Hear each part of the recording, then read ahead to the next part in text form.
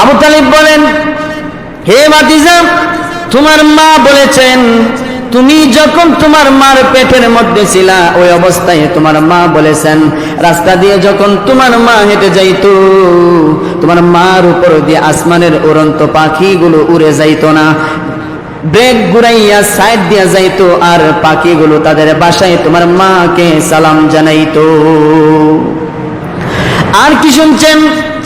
আর তোমার মা বলেছেন তোমার মা যখন রাস্তা দিয়ে হাঁটতো ছোট ছোট কণা পাথর যেগুলো পায়ের নিচে পড়লে পায়ের মধ্যে ব্যথা লাগে, তোমার মা বলেছেন কাবা ঘরের মালিকের কসম আমি যখন ওই পাথরগুলোর উপর দিয়ে হেঁটে যাইতাম আল্লাহর কসম ওই পাথরগুলো তুলার মতো নরম হয়ে যাইতো। আর কি শুনছেন? আর শুনেছি তোমার মা যখন কূপের পার যাইতো পানি আনার জন্য গিয়ে দেখতো আরবের মহিলারা কুয়ার পার বসে রয়েছে অপেক্ষা করতেছে কোন সময় আমেনা আসবে, কারণ আমেনা আসলে গো কুয়ার নিচের পানিগুলো কুয়ার মুখের মধ্যে চলে আসে আর রশিটা নিয়ে বালতি বুড়াইয়া আর কলসি ভরা লাগে না, পানি আমরা নিচু হইয়া বালতি কলসি এমনিতেই ভরতে পারি। আর কি শুনছেন? কার শুনেছি তোমার মা বলেছেন পেটে থাকা অবস্থায় তার কোনো যন্ত্রণা হয় নাই, সন্তান পেটে থাকলে মাদের অনেক বেশি অসুবিধা হয়, খাবারের অরুচি হয়, শরীর ভারী হয়ে যায়, শরীরের মধ্যে পানি চলে আসে, পেটের মধ্যে ব্যথা হয়, কোমরে ব্যথা হয়, অনেক জায়গায় ব্যথা বেদনা করে, এক সাইড হয়ে ঘুমাইতে পারে না, বারবার করট বদলাইতে হয়, এরকম ধরনের কোনো সমস্যা তোমার মার হয় নাই, পেটের মধ্যে সন্তান আছে এরকম ঠার তোমার মা পাই নাই। আর কি শুনছেন? কার শুনেছি তোমার মা বলেছেন তোমার মা যখন ঘুমাইতেন কে জানি গো তোমার মার গরমের মধ্যে বাতাস করত, তোমার মার ঘরের মধ্যে নূরের আলো জ্বলে থাকতো, যে আলোর মধ্যে তোমার মা ওই রুম আর পারস্যের রাজপ্রাসাদ গুলো দেখতে পাইতো। আর তোমার মা যখন রাস্তা দিয়ে যাইতো পাহাড়ের মধ্য থেকে সালামের আওয়াজ ভেসে আসতো, গাছের মধ্য থেকে জঙ্গলের গাছগুলো তোমার মাকে সালাম দিত, জঙ্গলের হিংস্র প্রাণীগুলো তোমার মাকে সালাম জানাইতো, তোমার মার রাস্তা কোনো সময় তারা বাধা দেয় নাই, প্রতিবন্ধকতা সৃষ্টি করে নাই। তোমার মা এরকম বলছেন। আর কি বলছে? ও বাতিরা, তোমার মা বলেছেন প্রসব বেদনা মানুষের হয়, মহিলাদের হয়, কিন্তু তুমি যখন পৃথিবীতে ভূমিষ্ঠ হও তোমার মার যাররা পরিমাণ ভূমিষ্ঠের যন্ত্রণা ব্যথা বেদনা হয় নাই। আর কি শুনছেন? কার বাকিগুলো নিজের চোখে দেখেছি। কি দেখছেন? আমি দৌড়াইয়া গেলাম সংবাদ পাইয়া, যাইয়া দেখি তোমার মার ঘরে তুমি যখন জন্মগ্রহণ করেছো তোমার সারা শরীরের মধ্যে নূরের লাইট জ্বলে আছে, তুমি নূরের দ্বারা তৈরি, তুমি এরকম বোঝা যায়, মাথা থেকে পা পর্যন্ত নূর ঝলমল ঝলমল করতেছে। আর ওই আসমানের চাঁদ তারকাগুলো তোমার ঘরের এত নিকটে চলে আসছে, দাঁড়াইয়া হাত বাড়াইলে চাঁদ তারকার মধ্যে ছোঁয়া যাইত, এত কাছে চলে আসছে। আর তুমি হাত পা গুলো নাড়াইলে আকাশের চাঁদ গুলো খেলাধুলা করতে, অর্থাৎ যেন বোঝা যায় তোমার খেলা করার জন্য চাঁদ তারকাগুলো আল্লাহ পাঠাইছে। এই বর্ণনা নবীজির চাচা আব্বাস রাদিয়াল্লাহু আনহু দিয়েছেন, আবু তালিবও দিয়েছেন, আব্বাসও দিয়েছেন। নবীজি বলেন, ও চাচা এইগুলোর দ্বারা আপনি কি বুঝলেন? এইগুলোর দ্বারা বুঝলাম তুমি অপরিসীম সম্মানী ব্যক্তি, তোমার থেকে সম্মানী ব্যক্তি আর দুনিয়াতে কেউ নাই। যে লোক পৃথিবীতে আসার আগ থেকে তার মুজিজা কারামত প্রকাশ পাইতে শুরু করেছে ওই ব্যক্তির চেয়ে সম্মানী আর কেউ হইতে পারে না। এবার নবীজি বলেন, চাচা তাহলে এবার আমার সঙ্গে পড়ুন লা ইলাহা ইল্লাল্লাহু মুহাম্মাদুর রাসূলুল্লাহ। এই কালিমা আপনি আমার সাথে পড়ুন। আরব দেশের মানুষ তো বড় সাহিত্যিক ছিল, তার আরবি ভাষা খুব ভালো বুঝতো। তারা যখন যেই মাত্র নবীজি বলতেন লা ইলাহা ইল্লাল্লাহ, নাই কোনো মাবুদ আল্লাহ ছাড়া, এমনি তারা বুঝে ফেলতেন আমরা যে 33 কোটি দেব দেবীর পূজা করি এই সবগুলো হইল ভুয়া। লা ইলাহা ইল্লাল্লাহ অর্থ এই সবগুলা ভুয়া, সবগুলা বাদ, শুধু একমাত্র আল্লাহ। তারাই তো বোঝার বাহি নাই, আমরা না ব্যাখ্যা বিশ্লেষণ করে বুঝো নাই, হেরাই তো বোঝার বাহি নাই। আমার দেশ কইলেও বোঝা যায়, আমার দেশের সীমানা ক্ষুদ্র, আমার দেশ কিতা কিতা কিতা কিতা কিতা কিতা, আমার দেশে এমপি মন্ত্রী কিতা, আমার দেশে বর্তমান কিতা, আমার দেশ কইলেও বোঝা যায় আমার দেশে কিতা। তো হেরা তো এটা কইলেই ভাষা বুঝে না। এ ভাতিজা, বাপ দাদার ধর্ম ছাড়া যাবে না। সর্বশেষ মৃত্যুর সময় পর্যন্ত আবু তালিব ইসলাম ধর্ম গ্রহণ করেন নাই। নবীজি যখন কান্দেন, আল্লাহ আয়াত নাজিল করে দিয়া বলেন, ওগো নবীজি, হেদায়েত তো আপনার হাতে নয় যে আপনি তাকে দিয়া দিবেন। ওগো নবীজি, আপনি যাকে মনে চাই, আপনার আপন মানুষ পর মানুষ, যারে মনে চাই হেদায়েত দিয়া দিবেন, এই দায়িত্ব আপনাকে দেই নাই। সুতরাং হেদায়েত আপনার হাতে নয়, আমি আল্লাহর হাতে। আমি যাকে ইচ্ছা হেদায়েত দিব, যাকে ইচ্ছা মোহর মেরে দিব।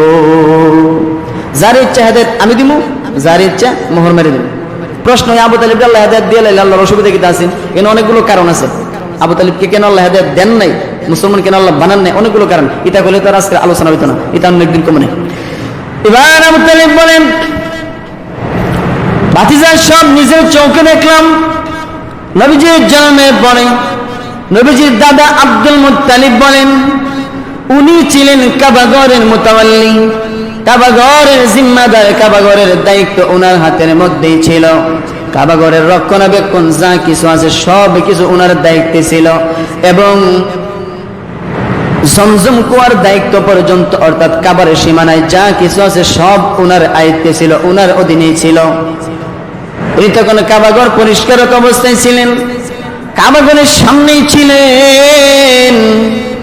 হঠাৎ করে শুনতেছেন কাবাগরের ভিতর থেকে আওয়াজ আসতেছে, আরববাসীরা রে, যার মাধ্যমে আল্লাহ তাআলা তার একত্ববাদের কায়েম করবেন, একত্ববাদের, আল্লাহর যে এক, আল্লাহ যে এক ওহদানিয়তের দাওয়াত, আল্লাহ একত্ববাদের দাওয়াত, যার মাধ্যমে তামাম পৃথিবীর আনাচে কানাচে পৌঁছায় দিবেন, ওই নবী মক্কার কুরাইশ বংশের মধ্যে আগমন করে ফেলেছে। আব্দুল মুত্তালিব বলেন, কাবাগরের ভিতর থেকে এই আওয়াজ আসতেছে শুনিয়া আমি কাবাগরের দরজার নিচ দিয়ে ভিতরে তাকাইলাম। তাকায়া দেখি আল্লাহর কসম 360টা মূর্তি কাবাগরের ভিতরে দাঁড়ানো ছিল। তাকে দেখি একটা মূর্তিও দাঁড়ানো নাই, সবগুলো মূর্তি নিজে নিজে জমিনের মধ্যে পড়িয়া সেজদা দিয়ে রেখেছে। আর জমিনের মধ্যে যে পড়ছে, কোনটার নাক ভেঙে গেছে, কোনটার কল্লা ভেঙে গেছে, কোনটার হাত ভেঙে গেছে, কোনটার পাও ভেঙে গেছে, কোনটার কোমর ভেঙে গেছে। দরজা খুলে ভিতরে ঢুকলাম, তাকায় দেখি একটা মূর্তিও খাড়া নাই, সবগুলো জমিনের মধ্যে সেজদা দিয়া পড়ে আছে।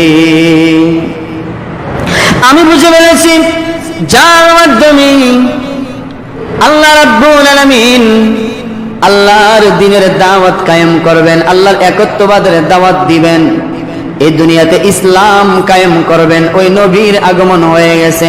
কিন্তু কাবাগরের দেওয়ালের ভিতর থেকে আওয়াজ আসতেছে, বাচ্চাটা নাকি মক্কার কুরাইশ বংশের জন্ম নিয়েছে। কুরাইশ বংশ তো আমার বংশ।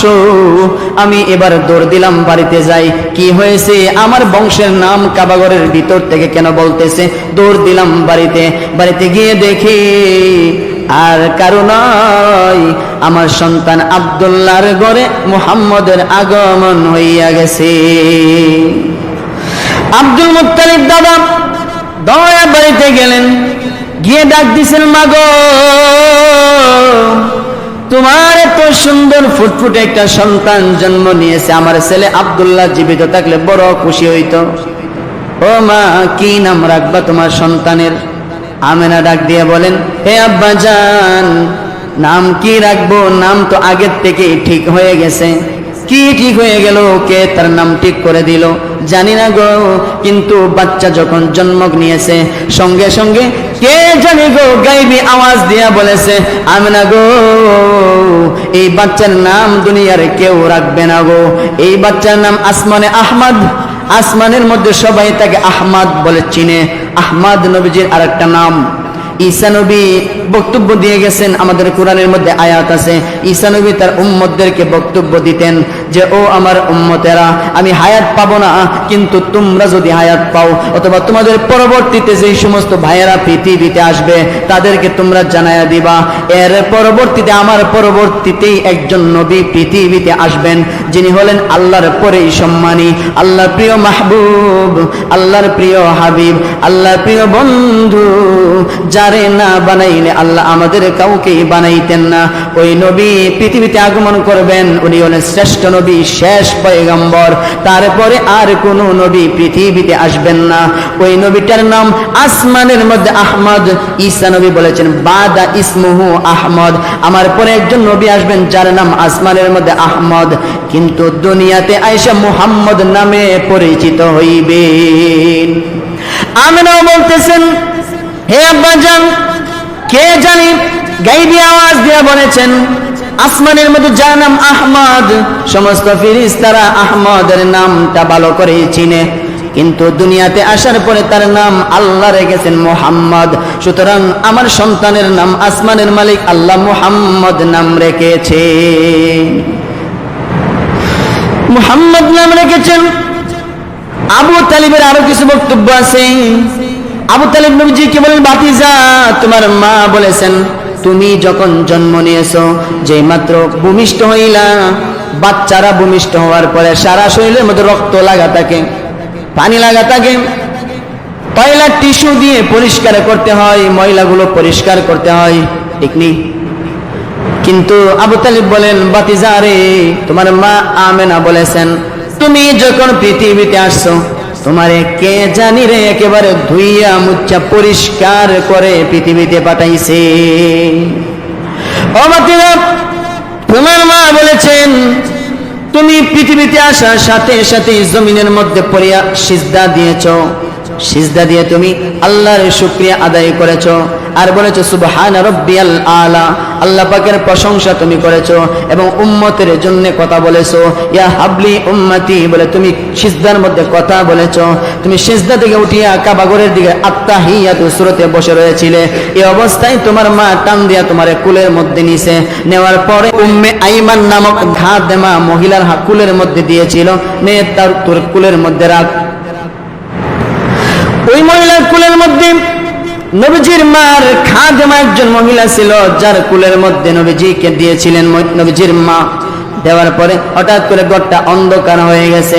আমেনা ডাক দিয়ে বলেন কি গো, আমার বাচ্চাকে শক্ত করে ধরে রাখিস, কারণ বর্তমানে জিন ভূতের বড় অত্যাচার, জিন ভূতেরা বাচ্চা চুরি করে নিয়ে যায়, সুতরাং শক্ত করে ধরে রাখ। ঘরটা হঠাৎ করে অন্ধকার কেন হয়ে গেল? এমনি মহিলা আমেনাকে ডাক দিয়ে বলেন আমেনা গো, কি বলো তুমি ধরে রাখতাম? আল্লাহর কসম, তোমার বাচ্চা তো আমার কুলের মধ্যে নাই, কে জানি গো আমার কুল থেকে তোমার বাচ্চাটা নিয়ে গেছে। নেওয়ার সাথে সাথে ঘরটা অন্ধকার হয়ে গেছে।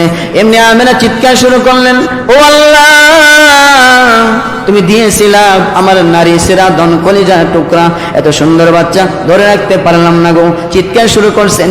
এমনি আমেনা শুনতেছেন, কে জানি গো আমেনাকে ডাক দিয়া বলতেছেন আমেনা গো কান্দিও না, ওই বাচ্চাকে চুরি করবে এই শক্তি পৃথিবীর কারো নাই। ওই যে আল্লাহ রাব্বুল আলামিনের মাশরিক থেকে মাগরিব, শিমাল থেকে জুনুব, আল্লাহর যত সৃষ্টিগুলো আছে, আসমানের বাসিন্দারা, জমিনের বাসিন্দারা, পূর্ব থেকে পশ্চিম, উত্তর থেকে দক্ষিণ, সমস্ত সৃষ্টি কুল কায়নাত গুলো আল্লাহর প্রিয় হাবিবকে দেখার জন্য আল্লাহর কাছে দরখাস্ত করেছেন। এজন্য আল্লাহ পাক জিব্রাইলের হাতে উঠাইছেন, তামাম পৃথিবী সফর করাইয়া আবার তোমার কুলে ফেরত দেওয়া হইবে। যা কইতেছি সবগুলা মাওয়াহিবুল দুনিয়া কিতাব আছে, মুডা ভলিউম মাওয়াহিবুল দুনিয়া, এই কিতাবের মধ্যে সবগুলা হাদিস থেকে রেফারেন্স দিয়া দিয়া উল্লেখ করা উচিত। সবগুলো হাদিসের কথা, একটাও নিজের না, সব রসুলের কথা, সব হাদিসের কথা।